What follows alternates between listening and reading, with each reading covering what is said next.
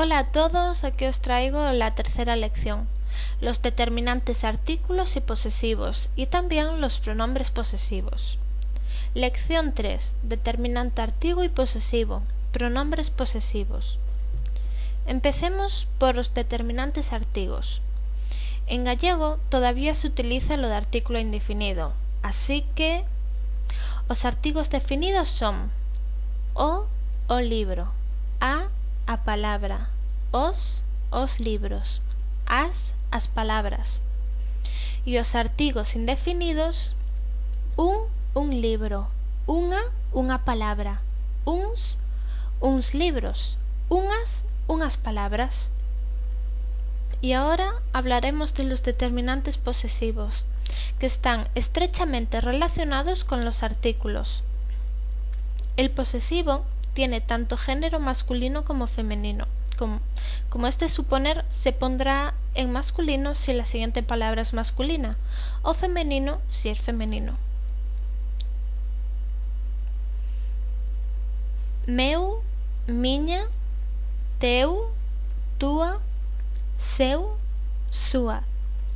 Noso, nosa, voso, vosa, nosos, nosas, vosos, vosas. Ahora, sabiendo esto, vamos a traducir de español a gallego lo siguiente. Mi libro, mi palabra. Sería meu libro y miña palabra, ¿verdad? Pues no.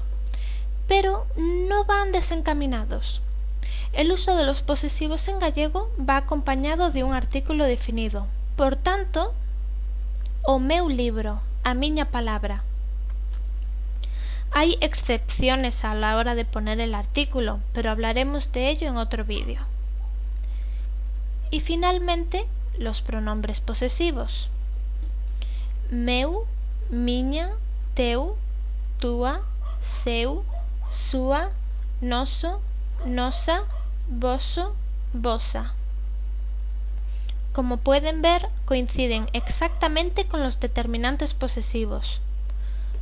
Pongamos unos ejemplos. ¿De quién é este libro? É meu. As súas palabras son moi bonitas, as túas tamén. A miña casa como se fose túa, a miña casa como se fose a túa.